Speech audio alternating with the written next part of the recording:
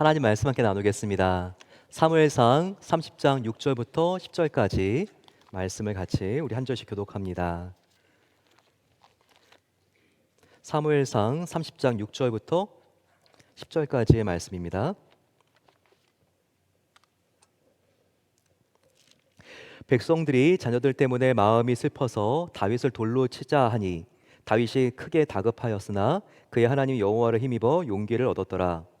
다윗이 아히멜렉의 아들 제사장 아비아달에게 이르되 원하건대 예봇을 내게로 가져오라. 아비아달이 예봇을 다윗에게로 가져가매 다윗이 여호와께 묻자와 이르되 내가 이 군대를 추격하면 따라잡겠나이까 하니 여호와께서 그에게 대답하시되 그를 쫓아가라. 내가 반드시 따라잡고 도로 찾으리라. 이에 다윗과 또 그와 함께한 600명 부솔 시내에 이르러 뒤떨어진 자를 거기 머물게 했을 때 함께 봤습니다. 곧 피곤하여 부솔 시내를 건너지 못하는 200명을 머물게 했고 다윗은 400명을 거느리고 쫓아가니라. 아멘. 왜 나가는지도 모르는 회사를 출근합니다. 가까운 정말 까다로운 직장 상사와 너무나 게으른 직원 사이에서 우라통을 참다가 더 이상 참으면 폭발하겠다 싶어서 퇴근을 합니다. 집에 왔더니 모든 것이 무질서합니다. 아이는 자기 방에서 온라인 게임을 하느라고 정신이 없어서 내가 들어왔는지도 모르고 있습니다. 싱크대는 아침부터 씻지 않은 접시들로 수북합니다. 세탁실에는 양말도 뒤집힌 채 여기저기 벗어놓은 빨래가 한가득입니다. 나는 정말 이 집의 투명 인간인 것 같습니다. 외로움을 달래보려고 어제까지 봤던 넷플릭스 드라마를 이어서 보려고 합니다. 그런데 너무 지쳐 언제 잠드는지도 모르고 빠져들고 말았습니다. 어느새 새벽이 밝습니다. 잠을 자고 나면 개운해야 되는데 이런 식으로 자고 나니 몸이 천근만근 정말 물에 젖은 송뭉치 같이 피곤에 쩌든 것 같습니다. 밖은 며칠째 계속 비는 내리고 있고 우울하다. 정말 오늘도 어떻게 이 의미 없는 하루를 버티나, 어떻게 감당하기 힘든 이 어려운 사람을 내가 오늘 만나야 되나, 주체할 수 없는 불안감이 무의미가 몰려옵니다. 마음과 몸을 간신히 추스려 나도 일어나기 싫은데 일어나기 싫어하는 아이를 깨워야 합니다. 간신히 학교 갈 준비를 시키고 나도 직장 갈 준비를 해야 하는 마음이 너무나 힘듭니다. 이런 패턴이 계속되다 보면 나도 모르게 셀폰의 배터리가 방전되는 것처럼 열정과 에너지가 완전히 바닥나게 됩니다. 혹시 이와 굉장히 유사한 심리적인 탈증 상태를 혹시 저와 여러분들은 앓고 있지 않습니까? 어디로 나아가야 될지 방향이 상실되고 방향은 안다고 할지라도 거기까지 갈 수 있는 힘이 더 이상 없습니다. 대관절 삶의 목적과 의미가 느껴지지 않습니다. 차가워진 난로처럼 과거에 뜨거웠던 열정과 활력은 이젠 다 식어버렸습니다. 그렇다면 이때 우리에게 가장 필요한 것은 무엇일까요? 바로 참된 안식입니다. 진정한 쉼과 안식, 우리가 어디서 찾을 수 있을까요? 오늘 성경은 바로 그 안식이 어디에 있는지를 알려주고 있습니다. 오늘 다윗에 관한 5번째 이야기를 통해서 저와 여러분들이 어떻게 참된 쉼을 주는 예수님께로 나아가 그분을 만날 수 있는지 함께 배워보기로 하겠습니다. 이제까지 전 역사상 지명 수배자로서 가장 현상금이 높았던 사람이 누군지 아십니까? 바로 911을 일으킨 주범으로 인식되는 오사마빈 라벤이 오사마 빈 라벤이 바로 그 주범이고 현상금이 가장 높다고 합니다. 5천만 불, 하나로 약 700억 원 정도가 되니 얼마나 현상금이 높은 겁니까? 그런데 20살의 나이에 전 이스라엘에서 가장 고가의 현상금으로 올라간 지명 수배자가 있었습니다. 누구일까요? 바로 다윗입니다. 다윗은요 정말 이렇게 잡히지 않기 위해서 20대 전체를 거의 10년 정도를 광야에서 보내야 했습니다. 왜 그랬을까요? 바로 그를 추격했던 사울 왕이 있었기 때문입니다. 어제까지 이야기를 우리가 보게 되면 블레셋의 장군이었던 골리앗이 정말 이스라엘에게 쳐들어오지 않습니까? 바로 그때 다윗이 물맷돌 하나로 그를 쓸어 넘어뜨리게 되고 죽이게 됩니다. 바로 그때부터 다윗은 혜성처럼 국민적인 영웅으로 떠오르게 되죠. 모든 국민들의 이목이 사울 왕이 아니라 이제 다윗을 집중하게 됩니다. 이와 같은 비교식 속에서 질투심을 참을 수 없었던 바로 사울 왕은 창을 두 번이나 던져서 다윗을 죽이려고 합니다. 결국 다윗은 피신할 수밖에 없었고 광야로 도망쳐서 10년 정도의 시간을 보내게 됩니다. 그때 이 다윗에게요 정말 수많은 사람들이 몰려들었어요. 그런데 정상적인 사람이 아니었습니다. 성경에는 그들이 불량배라고 묘사되어 있습니다. 약 남자들의 숫자만 600명, 처자식의 숫자들은 더하지 않기 때문에 우리가 실제로 몇 명이 모였는가 생각을 하면 약 1,500명 정도의 그 당시에 사회적인 불망계층이 광야에 나갔던 다윗 주변에 몰려든 겁니다. 이 공동체 이름을 아둘람 공동체라고 합니다. 왜냐하면 광야에 아둘람이라는 굴이 있었는데요. 그 굴에 함께 모여 살면서 집단 생활을 했기 때문입니다. 굴 안에 1,500명이 산다고요? 가능합니다. 제가 한번 이스라엘에 방문했을 때 아둘람 굴을 갔을 때였는데요. 보는 것과 같이 정말 수많은 사람이 그 입구에서도요 좌우가 남을 만큼 그렇게 아주 큰 동굴입니다. 오레곤 케이브 가보셨어요? 오레곤 케이브도 보통 보게 되면 지하로 2시간은 내려갈 수 있잖아요. 그러니까 뭐 수천 명이 아니라 수만 명이 거주할 수도 있을 정도로 큰 동굴들이 있습니다. 이렇게 해서 다윗이 이스라엘의 왕이 될 때까지 10년 동안 이와 같은 약 1,500명 정도의 규모의 사람들이 떠돌이 생활을 하면서 여기저기로 피해 다니면서 광야 생활을 했다는 겁니다. 아둘람 공동체는 그러면 어떤 사람들로 구성되어 있을까요? 사무엘상 22장 1절과 2절을 보게 되면 그 힌트가 나와 있습니다. 한번 보시겠어요? 그러므로 다윗이 그곳을 떠나 아둘람 굴로 도망하매 그의 형제와 아비의 온 집이 듣고 그리로 내려가서 그들에게 이르되 환난 당한 모든 자와 빚진 모든 자와 마음이 원통한 자가 다 그에게 모였고라고 나와 있습니다. 아둘람 공동체는 세 개의 부류로 되어 있었습니다. 첫 번째는 바로 환난 당한 자입니다. 환난 당한 자니까 굉장히 그 마음속에 과거의 상처들과 사연이 많았을 것 같습니다.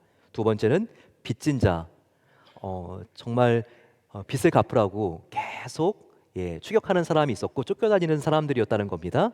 또 어떤 부류? 마음이 원통한 자, 모여 있으면 항상 가슴을 치면서 원통해, 원통해 이런 사람들이 있었다는 거예요. 이런 사람들이 처자식을 포함해서 1,000여 명 정도 있었다는 겁니다. 그리고 아둘람굴 같은 데는요 이렇게 가정들 사이에 칸막이도 없어요. 그러니까 얼마나 이 분위기가 정말 힘들고 어려웠을까요? 여러분 정말 이 공동체가 함께 모였을 때 아주 이렇게 고요하고 평화로웠을 것 같아요. 그렇지 않습니다. 이런 세 부류의 사람들이 모였다 그러면 그 분위기는 딱 오늘날 뭐와 같았을까요? 이건 교도소인 거예요. 왜 그렇습니까? 교도소의 분위기 아십니까? 굉장히 어둡고 우울하죠. 그리고 무질서하고 혼란스럽습니다. 수감자들이기 때문에 굉장히 눈이 이렇게 살벌하고요. 웃음이 없습니다. 그리고 대부분 모인 사람들은 부정적이고 굉장히 비판적입니다. 소극적이고 수동적이죠. 그리고 피해의식이 굉장히 많습니다. 작은 것도 큰 것도 다 남 탓입니다. 또 조용한 것 같지만 뒤에서 수군거리고 험담이 많고 소문은 금세 퍼지고 맙니다. 자존감이 굉장히 낮아서요. 사소한 일을 가지고 분노가 폭발하는 사람들, 바로 그 사람들이 아둘람 공동체 구성원들이었다는 겁니다. 그런데 여기에 반전이 나타납니다. 장차 이 아둘람 공동체 사람들이 10년 정도가 지난 다음에는 누가 되는지 아십니까? 어떻게 변하는 줄 아세요? 바로 다윗이 이스라엘 왕이 된 다음에는요 바로 이 사람들이 개국공신들이 됩니다. 충성된 재상, 용맹스러운 장군, 신실한 예배자들, 찬양 인도자들 다 이 아둘람 공동체 안에서 태어나고 그리고 그들이 자라나고 성장한 사람들입니다. 다윗과 함께 광야 생활을 하면서 바로 다윗의 성품과 가치관과 결정력, 바로 이러한 선한 영향력을 받았기 때문에 바로 이와 같이 포악한 사람들이 변하게 된 것입니다. 우리가 이 아둘람 공동체 사람들을 보게 되면요, 제가 문제를 내겠습니다. 사람은 변할 수 있다, 변할 수 없다? 변할 수 있다죠. 예, 그렇습니다. 하나님께서는요, 당신의 위대한 일을 위해서 완벽한 사람을 골라 사용하시는 분이 아니세요. 하나님은요, 학력, 외모, 부모님의 조건과 배경, 재산, 자녀 교육, 이런 모든 것이 완벽한 사람만 쓰시는 하나님이 결코 아니에요. 하나님은 그보다는요, 아둘람 공동체와 같은 사람들, 부족하기 때문에 하나님만 의지할 수밖에 없는 사람들을 하나님께서는 의도적으로 선택해서 사용하신다고요. 정말 그렇지 않습니까? 우리가 그와 같은 증거를 성경 곳곳에서 발견할 수 있죠. 히브리라고 하는 명칭을 보세요. 이스라엘 사람들을 우리가 히브리인이라고 합니다. 근데 여러분, 이 히브리라는 이름 자체가요, 인종학적인 언어가 아니에요. 이 히브리라고 하는 원어는요, 그 뜻이 비천한 떠돌이, 주변인, 추방자라고 하는 아주 비천한 용어입니다. 즉, 히브리라고 하는 것은요, 이집트, 메소포타미아와 같은 화려한 강대국의 혜택을 전혀 받지 못하는 소외된 비천한 촌놈들이라고 하는 뜻입니다. 하지만 하나님께서는요, 하나님만 의지할 수밖에 없는 가장 비천한 민족을 선택해 주셔서 하나님의 뜻과 계획과 목적을 성취하는 그런 민족으로 하나님께서 변화시키지 않았습니까? 예수님의 제자들을 한번 보십시오. 공자, 맹자, 마호메트의 제자와 같이 엘리트들이었을까요? 그렇지 않습니다. 예수님의 12제자의 출신 성분을 보세요. 직업을 한번 보십시오. 세리, 매국노, 죄인, 어부, 테러리스트. 얼마나 거친 사람들입니까? 배우지도 못했어요. 일장무식입니다. 그들은 또한 단합될 수가 없었기 때문에 워낙 다양해서 그들은 정말 콩가루와 같았습니다. 조그만 이슈만 나와도 예수님 앞에서 막 싸우죠. 하지만 하나님께서는 다른 그룹이 아니라 바로 이와 같은 제자들, 오합지졸 같은 그런 제자들을 사용하십니다. 내가 죽어야 교회를 산다, 내가 죽어야 교회가 산다 라고 하는 표현을 가지고 목회하신 목사님이 계십니다. 지금은 이 세상을 떠나셨는데요, 바로 한신교회 이중표 목사님입니다. 이중표 목사님은 별세 목회로 유명하시죠. 별세, 내가 죽었다라고 하는 목회관입니다. 목사님이 처음 한신교회를 개척하신 곳은 강남 고속버스 터미널에 있는 한 상가였습니다. 그런데 참 힘들고 어려운 성도들이 많이 왔대요. 그래서 목사님이 참 힘들고 어려운 시간들을 개척 초창기에 많이 보냈다고 합니다. 그럴 때마다 목사님은 우울하고 슬프고 화가 나고 절망스러울 때가 참 많았습니다. 하나님께 기도할 때 하나님, 조금만 가면 있는 옥하는 목사의 사랑의 교회, 조금만 더 앞으로 가면 있는 홍정일 목사의 남서울교회는 정말 신실한 세교우들을 많이 보내주시고 왜 저는 이렇게 성도들이 어려워서 힘들고 어려워야 됩니까? 나도 정말 옥하는 홍정길 목사 교회처럼 좋은 성도들을 보내주세요. 이렇게 기도하고 있는데 하나님께서 굉장히 마음속에 강한 도전을 주셨습니다. 그리고 정말 이중표 목사님이 회개의 눈물을 흘리면서 하나님 앞에 꼬꾸라지는 계기가 있었다고 합니다. 하나님께서는 이렇게 말씀하셨습니다. 너의 성도들을 바꿔달라고 기도하지 말고 바로 너를 바꿔달라고 기도하면 안 되겠니? 정말 다른 교회 같이 좋은 성도들을 보내달라고 하는 게 아니라 있는 성도 정말 더 귀하게 하나님을 정말 닮은 성도가 되어서 하나님의 꿈을 이루게 해달라고 그렇게 너가 나한테 기도하면 안 되겠니? 지금 바뀌어야 될 것은 너의 성도가 아니라 바로 너야 라고 도전해 주셨다고 합니다. 이때부터 목사님이 별세 목회관으로 바뀌었죠. 내가 죽어야 교회가 산다라는 마음을 가지고 몸부림쳤습니다. 그 결과 정말 어느 교회보다 굉장히 강하고 단단한 예수님의 제자들이 세워지는 교회가 되었고, 그리고 한신교단에서 가장 건강한 교회로 성장하는 한신교회가 되었습니다. 여러분, 정말 내가 속해 있는 공동체 변했으면 좋겠습니다. 나의 가족, 나의 사랑방, 나의 직장에 있는 사람들, 정말 너무나 아굴란 공동체 같습니다.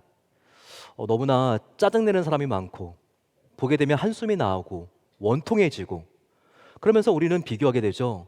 하나님, 나의 가족은 왜 항상 이 모양이에요? 옆에 있는 저 가족같이 정말 시어머니가 정말 나를 더 이해해 주면 안 될까요? 너무나 좋은 시어머니잖아요. 하나님, 옆집에 있는 정말 저 며느리와 같이 정말 나의 며느리가 좀 이렇게 너무나 더 너그러워지면 좀 안 될까요? 우리는 항상 비교하죠. 정말 저 사랑방과 같이 항상 우리 사랑방도 서로 위해서 뜨겁게 기도해주고, 모임을 마치고 나면 정말 다시 한번 힘을 내고 싶고, 정말 이렇게 사랑방이 변하고 싶은데 하나님, 그게 아닙니다. 우리는 끊임없이 옆에 있는 모임과 우리의 모임을 비교하게 됩니다. 하나님, 내가 정말 옆에 있는 저 직장으로 내가 5년만 일찍 들어갔어도 지금 나의 상태는 완전히 달라질 것 같습니다. 하나님은 말씀하시죠. 그들이 바뀌어야지 너가 바뀌는 게 아니라 너가 바뀌어야지 그들이 바뀔 수 있다라고요. 그렇습니다, 여러분. 아둘람 공동체와 예수님의 제자들을 한번 다시 보시기 바랍니다. 아둘람 공동체에 예수님을 닮은 다윗이 있었기 때문에 바로 아둘람 공동체 사람들은 천방지축, 정말 그들은 불량배였지만 한 나라를 세우는 개국 공신들로 변화되었습니다. 그리고 예수님을 3번이나 부인한 제자들, 정말 다 예수님이 십자가 잡혔을 때 뿔뿔이 흩어졌던 그 제자들, 하지만 예수님이 끊임없이 사랑하자 예수님 부활 이후에는요, 이 겁쟁이들이 목숨까지도 아끼지 않고 예수님을 위해서 바치고 서로를 목숨처럼 사랑하는 순교자 12사도가 결국은 되지 않았습니까? 사람은 안 변하는 게 아니라 변화되는 겁니다.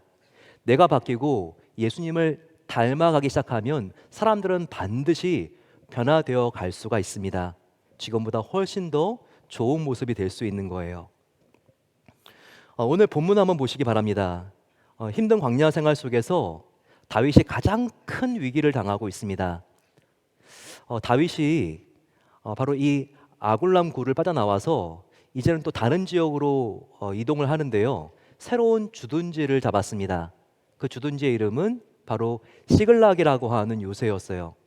여기에 처자식들을 잘 이렇게 지낼 수 있도록 한 다음에 600명의 거의 모든 남자들은요, 정찰을 하기 위해서 며칠 길을 떠납니다. 근데 정찰을 마치고 시글락 요새 자기의 가족들이 있는 곳으로 돌아오는데 아주 느낌이 안 좋은 거예요. 정말 이제 며칠 동안 정찰을 마치고 집에 들어가면 좀 쉬면서 이제 깨끗한 물로 샤워도 하고 가족들과 함께 정말 꿀보다 달콤한 시간을 보내야 되겠다, 이런 기대를 가지고 이제는 지친 몸을 이끌고 좀 쉬기 위해서 시글락 요새로 돌아왔는데, 저기 보니까 연기가 나고 있는 거예요. 아주 안 좋은 일이 생긴 것 같아요. 돌아가 보니 어떻습니까? 마을 전체가 텅 비었습니다. 아내와 자녀들이 있기는커녕 여기저기에 시체들이 널려 있습니다. 바로 그들이 나갔을 때 아말렉이라고는 아주 잔인한 부족이 와서 정말 모든 주거지와 재산을 불태우고 가족들을 다 잡아서 그들을 체포해서 포로로 잡아간 거였어요. 가족들을 잃은 슬픔 때문에 정말 다윗과 부하들은요, 이성을 잃었습니다. 4절을 보시게 되면 그때의 모습이 여기에 생생하게 나와 있습니다. 다윗과 그와 함께한 백성이 울 기력이 없도록 소리를 높여 울었더라. 처자식들이 다 잡혀갔기 때문에 그들은 너무나 상심하고 슬픈 나머지 울고 울고 또 울고 이젠 더 이상 울 수 있는 아무 힘이 기력이 없을 것 같이 그들은 정말 완전한 탈진 상태가 되었습니다. 저와 여러분들 정말 이렇게 울고 또 울어본 적이 언제입니까?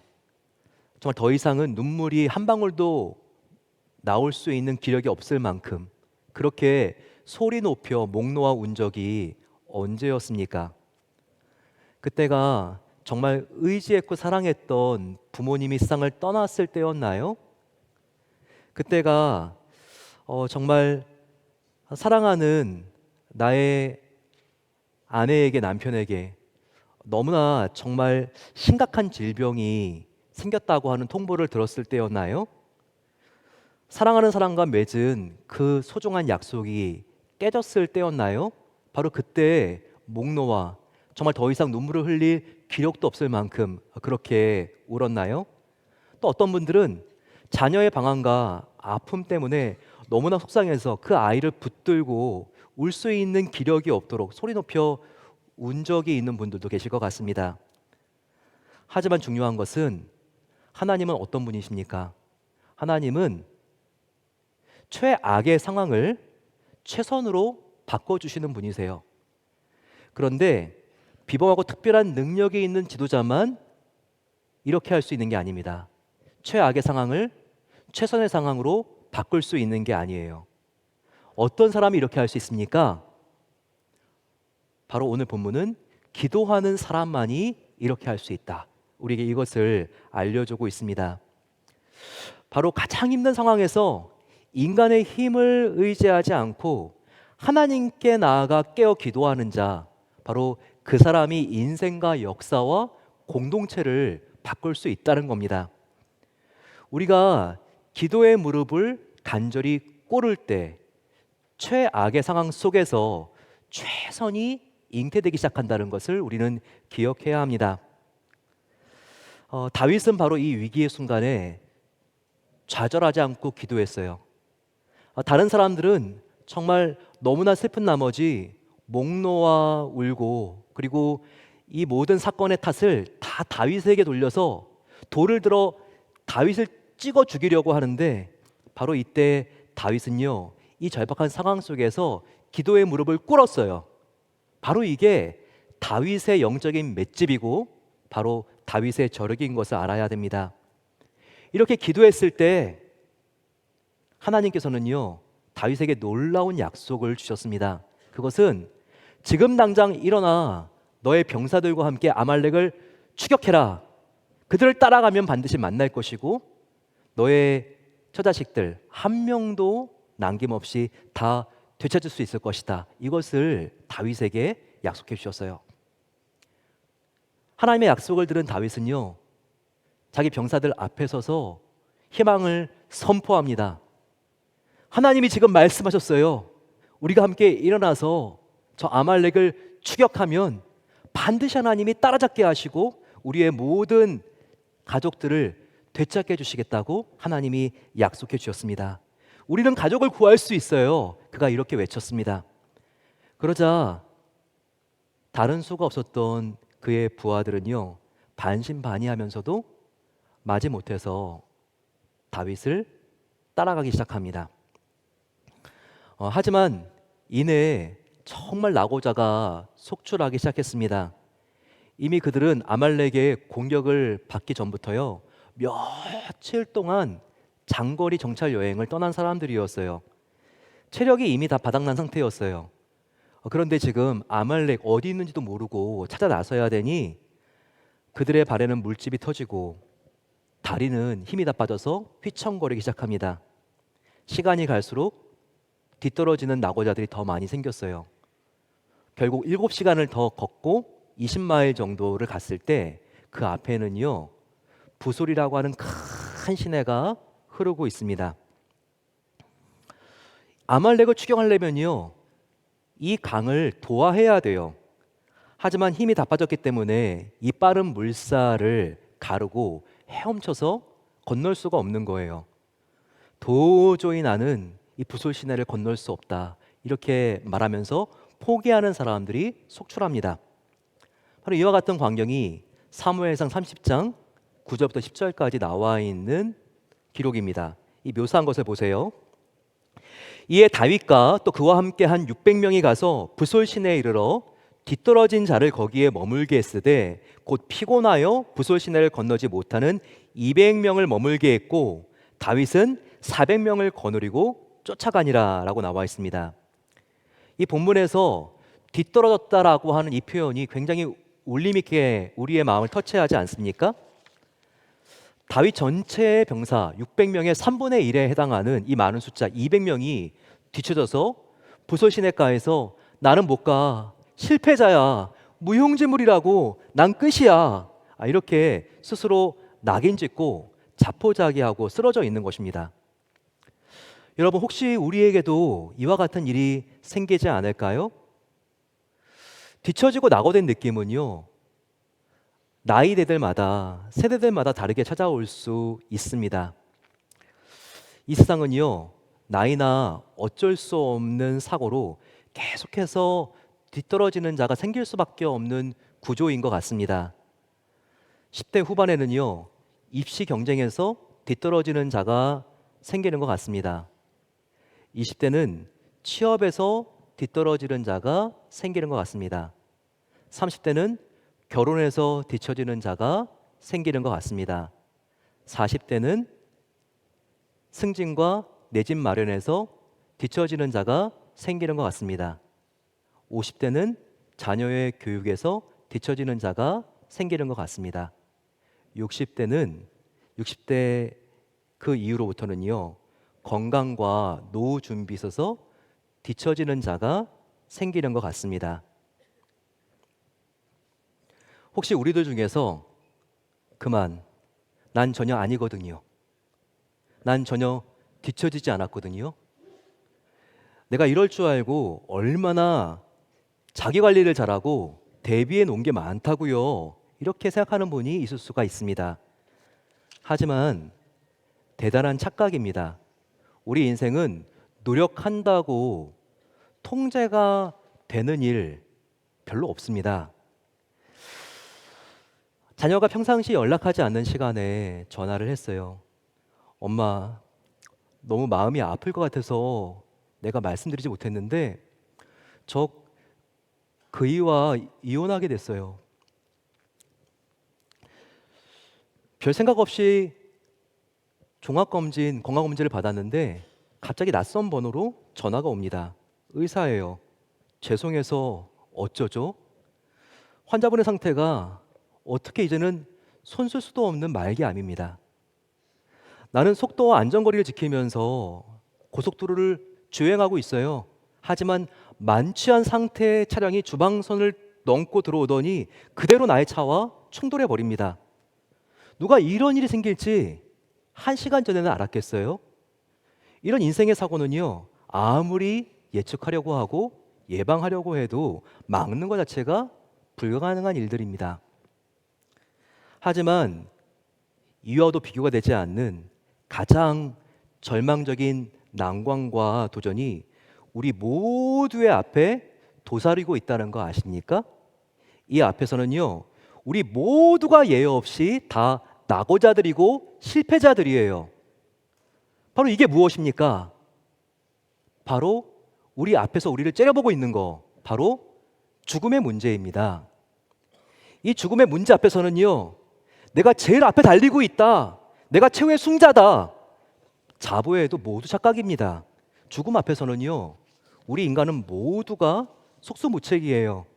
아무리 돈이 많고 사회적인 지위가 높고 그리고 존경받는 위치에 있다 할지라도요, 우리는 무릎 꿇을 수밖에 없어요. 사랑하는 성도 여러분, 저와 여러분들은 이 한심해 보이고 딱해 보이는 시냇가의 200명 이 낙오자들 바깥에 있는 사람들이 아니에요. 저와 여러분들은 이 200명 안에 포함되어 있어요. 우리는 한 명도 빠짐없이 우리 모두가 인간으로 태어난 이상 철저히 낙오자가 되고 뒤처지고 소외된 자들입니다. 그럴 수밖에 없는 거예요. 하지만 오늘 9절 말씀을 보게 되면요, 이런 가장 절망적인 상황 속에서 가장 희망적인 메시지가 기록되어 있습니다. 9절 한번 보세요. 이에 다윗과 또 함께한 600명이 가서 부솔 시내에 이르러 뒤떨어진 자를 거기 머물게 했으며, 이번에는 머물게 하다라고 하는 이 단어가 우리에게 크게 강한 울림으로 터치합니다. 다윗은 실패하고 낙오한 병사들, 바로 그들의 장애물, 그들의 소원을 가로막고 있는 이 장애물의 의미를 완전하게 변하게 했습니다. 지금 이 부솔 시내 근처에 낙오하고 있는 이 지금 낙오된 200명의 간절한 소원이 무엇이었을까요? 바로 그들의 소원은요, 장애물처럼 느껴지는 헤엄을 쳐야지만 건널 수 있는 이 정말 속도가 빠른 부솔 시내, 이 부솔 시내를 건너서 아말렉이 잡아가고 있는 자기들의 처자식들을 되찾는 게 이들의 소원이었어요.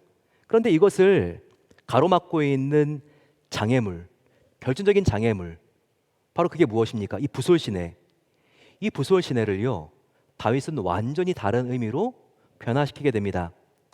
다윗은 이 부솔 시내를요, 그들의 간절한 소원을 깨트리는 장애물이 아니라 회복과 안식과 재창조의 기적을 일으키는 장소로 완전히 이 부솔 시내의 의미를 전환시키게 됩니다. 왜 그렇습니까? 다윗은요, 너무 지쳐서 본대에게 뒤처져서 모든 것을 포기했던 이 200명을 다른 곳이 아니라 이 부솔 시내에서 쉬게 해주고 안식을 누리게 해줬기 때문입니다. 그랬더니 더 이상 부솔 시내는요, 저기 제가 앞서 나가는 사람들을 물끄러미 바라만 보고 있는 도태한 사람들의 치욕스럽고 수치스럽고 한스럽고 절망스러운 장소가 이제는 아니게 된 거예요. 오히려 이 부솔 시내라고 하는 장소는요, 그들이 치유되고 회복되고 그리고 재창조되는 기적의 장소로 변하게 된 것입니다. 여러분, 이런 의미에서요, 다윗의 부솔 시내는 바로 예수님의 십자가를 예표한다는 것을 우리는 반드시 기억해야 합니다. 십자가가 원래 어떤 도구였나요? 지금은 아름다운 십자가 목걸이 여인들이 차고 다니면서 십자가를 가지고 은근히 자랑하는 그런 경우들도 있습니다. 하지만 2000년 전에 로마 제국에서 이 십자가는요, 극악무도한 반역자, 죄인들을 사형시킬 때 쓰는 가장 험악하고 잔인하고 죽는 사람에게 수치심을 주는 도구였습니다. 가장 혐오스럽고 수치스러운 사형틀, 바로 그게 십자가였다고요. 하지만 예수님은 어떻게 했죠? 바로 이 십자가에서 우리를 생명보다 더 사랑하셔서 우리의 죄를 용서하기 위해서 십자가에 죽으시고 부활하셨습니다. 그래서 이 십자가의 의미를 완전히 역전시키신 거죠. 그래서 이 수치스럽고 혐오스러운 십자가를 우리에게 영원한 생명과 치유와 회복과 안식을 주는 십자가로 그 의미와 정신을 완전히 바꾸셨다는 거예요.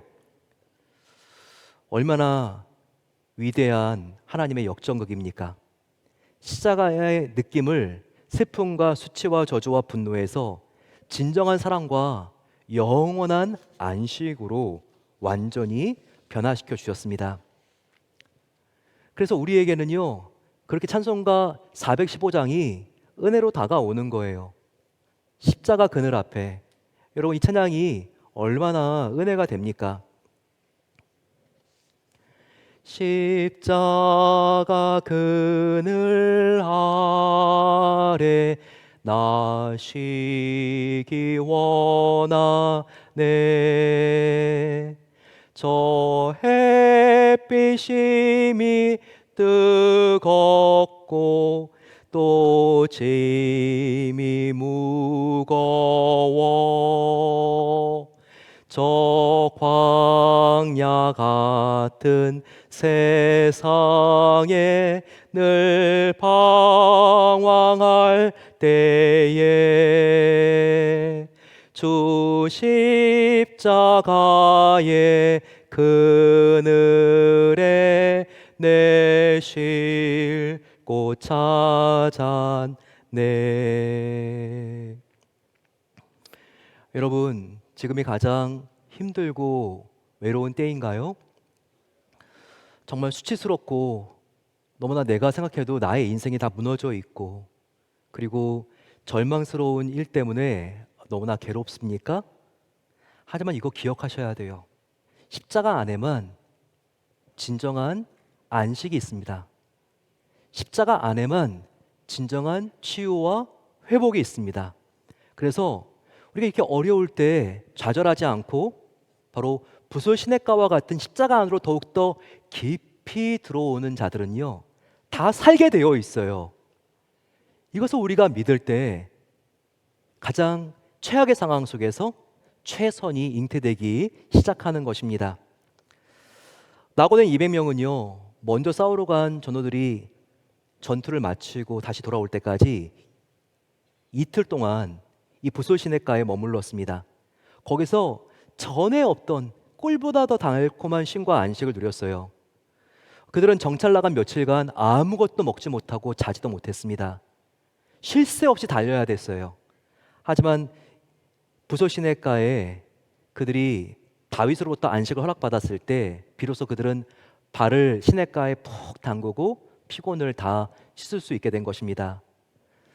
지난 수년간 너무나 바빴기 때문에 광야 생활에서 돌아보지 못한 시간들, 그리고 너무나 일정들이 급했기 때문에 하나님과 갖지 못했던 교제들 다 회복하는 그 은혜의 시간을 이 부솔 시냇가에서 가졌을 겁니다. 이런 의미에서 시냇가는 어떤 곳입니까? 시냇가는요, 우리를 정말 쉬게 해주는 곳이에요.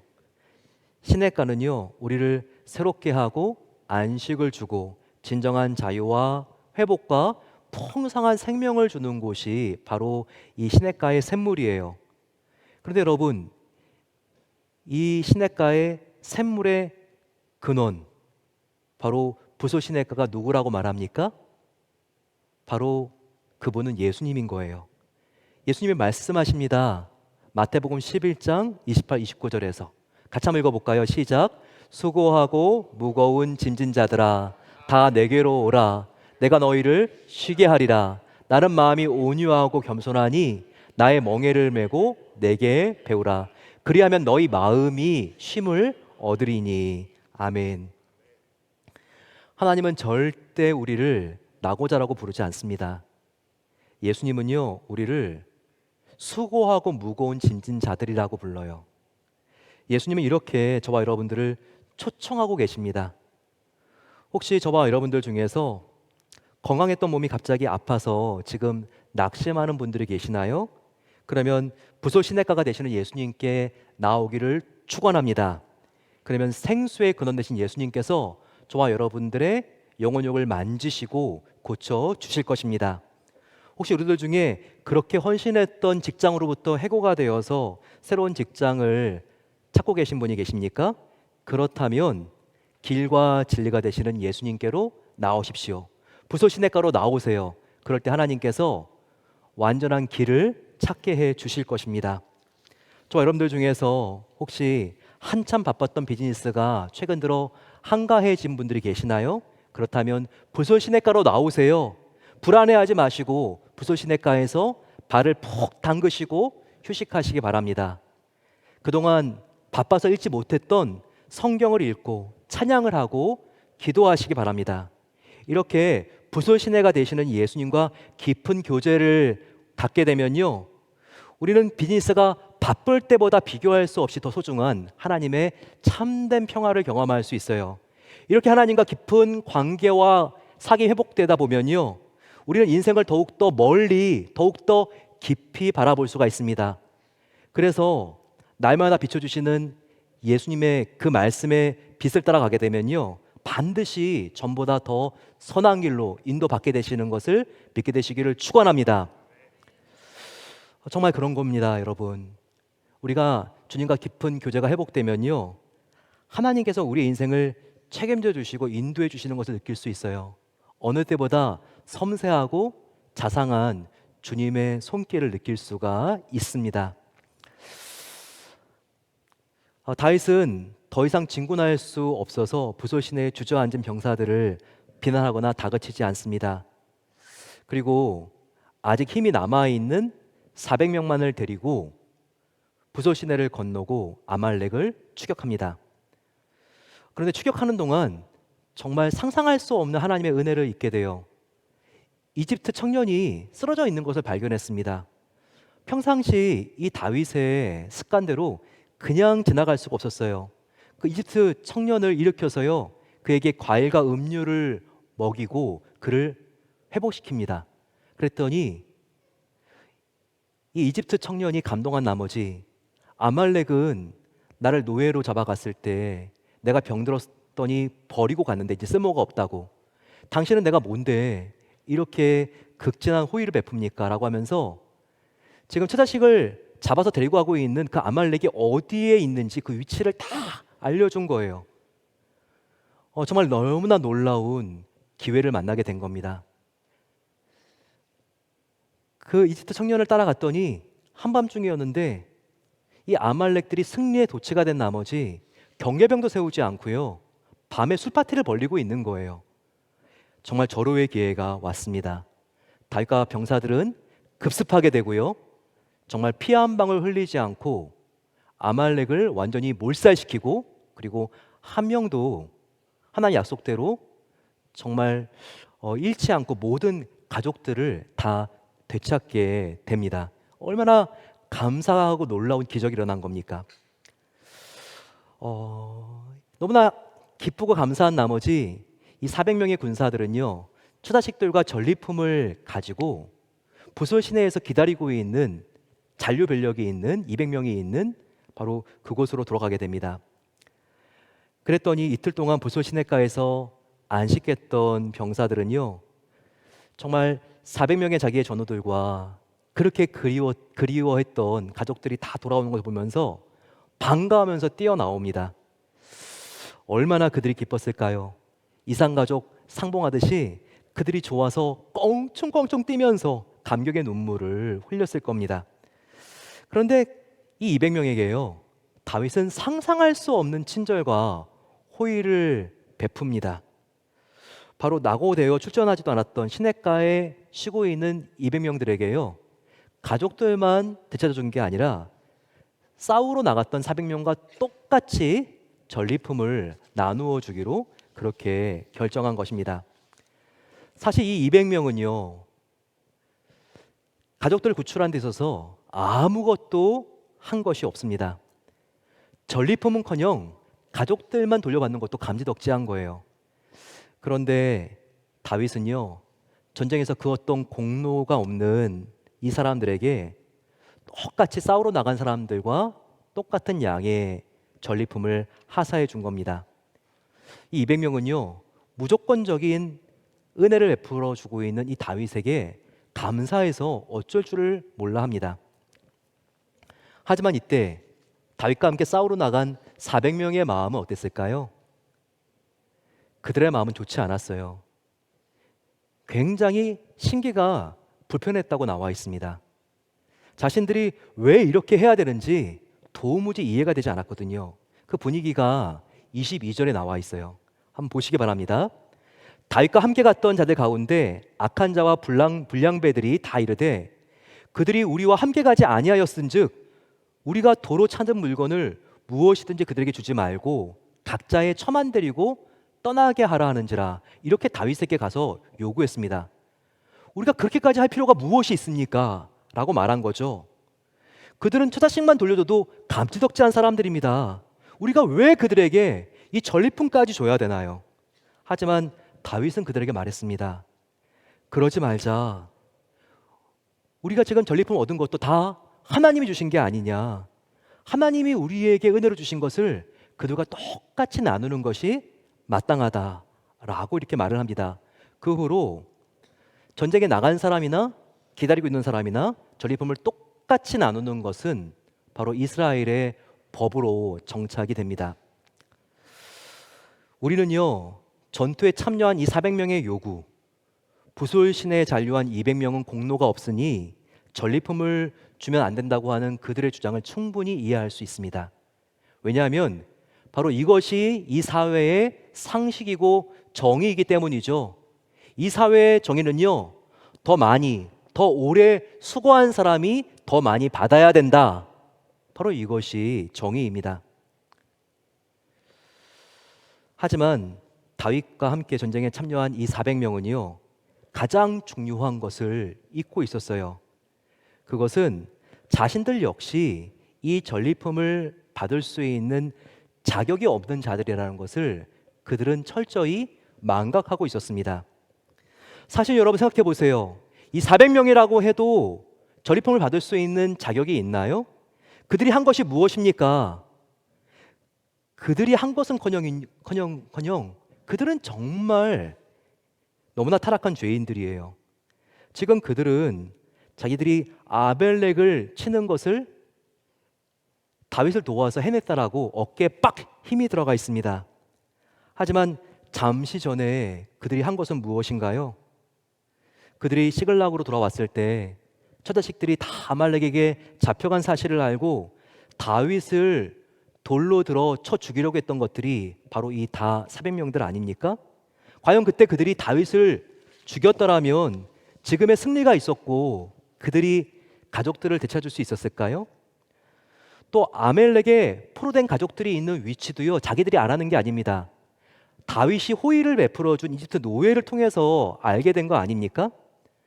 또 결정적인 시기에 아말렉을 쳐서 이길 수 있었던 것도요, 자기들의 비범함 때문이 아니었습니다. 자기들의 노력 때문이 아니었어요. 하나님께서 아말렉 군대가 술에 만취가 되어 기습해도 도저히 저항할 수 없는 상황을 만들어 주셨기 때문에 가능했던 것이 아닙니까? 이 전쟁의 승리에 있어서요, 이 400명도 아무런 공로가 실제로는 없었던 거예요. 그렇기 때문에 200명의 전우들이 전리품을 가져야 된다고 자기들이 절대 배아파할 일이 아니었다는 거예요. 왜냐하면 승리는요, 전적으로 하나님의 은혜를 입은 다윗의 공로로 얻은 승리였기 때문입니다.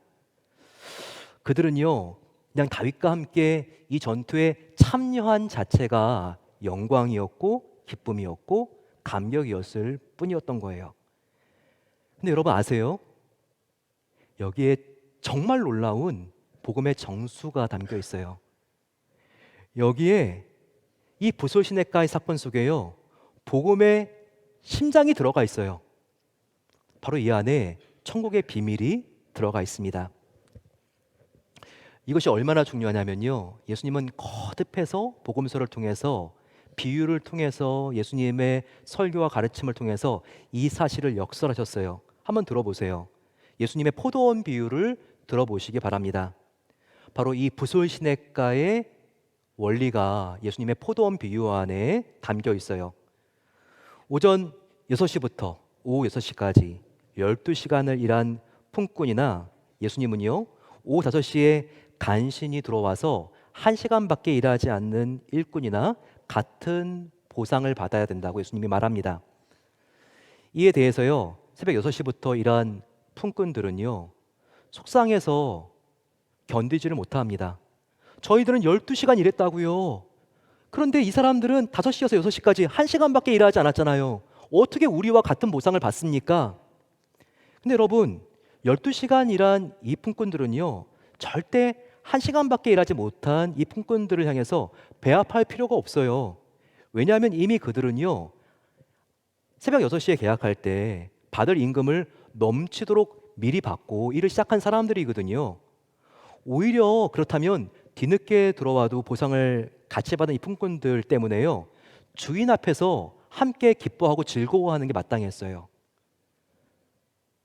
돌아온 탕자의 비유를 보세요. 마찬가지입니다. 예수님이 이 비유를 말씀하셨잖아요. 큰아들은 동생 탕자가 돌아와서 아버지로부터 자신과 같은 사랑을 받고 있다고 절대 배합할 일이 아니었어요.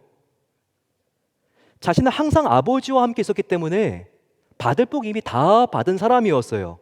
오히려 뒤늦게라도 돌아와서 아버지로부터 같은 사랑을 받는 동생 때문에 함께 기뻐하면서 즐거워하는 게 마땅했어요. 따라서 다윗과 함께 전투한 이 400명도 그래야 마땅했다는 거예요. 아무리 공로와 자격이 없는 죄인들인 자신들이 정말 다윗과 함께 이 위대한 전투에 참여한 것 자체가 너무나 큰 영광이고 감사한 일이었다는 겁니다. 그리고 나고되어 부솔 시냇가에 쉬고 있는 정말 이 200명의 전우들도 자신들처럼 다윗의 호의를 입었다는 사실 때문에 그들이 오히려 더 기뻐하고 즐거워하는 게 마땅했다는 거예요. 여러분, 저와 여러분들도 하나님 앞에서 내가 얼마나 처참한 죄인인지를 우리가 생각할 수 있어야 한다는 겁니다. 그래서 이 자격 없는 자가 오직 예수 그리스도의 은혜로 구원을 받고 값없이 하나님의 자녀가 된 것이 얼마나 큰 은혜이며 영광이며 감사한지를 잊지 말아야 된다는 거예요. 그럴 때만이 우리는요, 함부로 나와 내 자신을 비교하고 판단하는 이 바리새적인 율법적이고 거래적인 신앙에서 벗어날 수 있다는 거예요.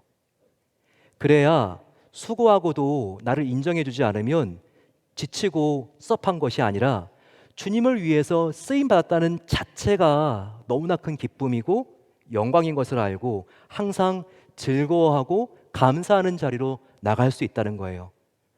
바로 내가 얼마나 무조건적인 하나님의 사랑과 은혜를 입고 구원받은 용서받은 죄인인 것을 우리가 뼛속까지 우리가 느낄 수 있을 때 우리가 이렇게 될 수 있다는 것입니다. 다윗이 부솔 시내가에 지금 낙오되어 있는 200명들에게 호의를 비춰주는 모습이나 이집트 청년을 섬기는 모습 속에서 우리는 다윗 모습 속에서 다윗 안에는 하나님의 성품이 있다는 것을 발견하게 됩니다. 하나님의 사랑과 긍휼과 너그러운 성품 말이죠. 바로 조건 없는 사랑을 베푸는 것이, 자비를 베푸는 것이 바로 다윗입니다. 이것을 다윗이 누구에게 배웠을까요? 바로 그것은 하나님과 깊은 교제를, 그가 들에서 양을 치는 목동 시절부터 하나님과 교제하면서 하나님의 성품을 그가 배웠기 때문입니다. 그렇기 때문에 그가 자비와 긍휼에 있어 이렇게 남을 돕는 일에 예민하고 민첩할 수 있었다는 거죠.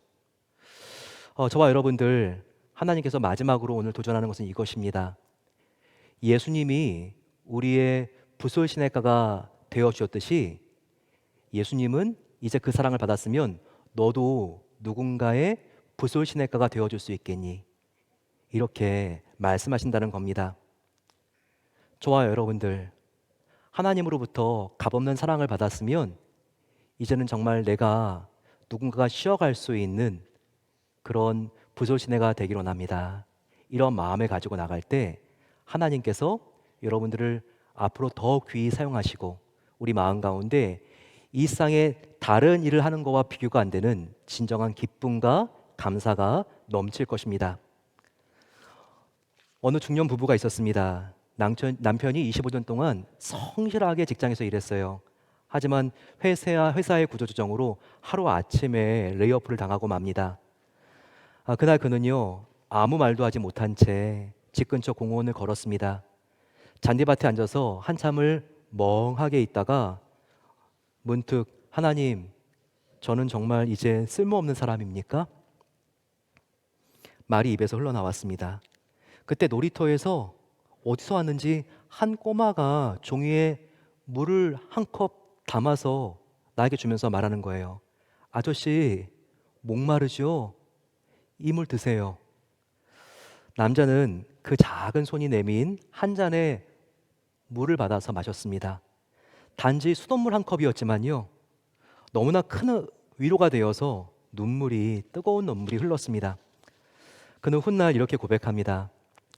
그날 나는 직장이라고 하는 자리에서는 낙오자였지만 하나님은 여전히 나를 사랑하는 자리로 초대하고 계신 것을 느낄 수가 있었습니다. 바로 그 한 잔의 물이 나에게는 부솔 시내였기 때문이죠. 우리 모두는 인생의 전투 속에서 때로는 남들보다 앞서 나가는 400명에 속할 때도 있고 때로는 지쳐 주저앉는 200명에 속할 때도 있습니다.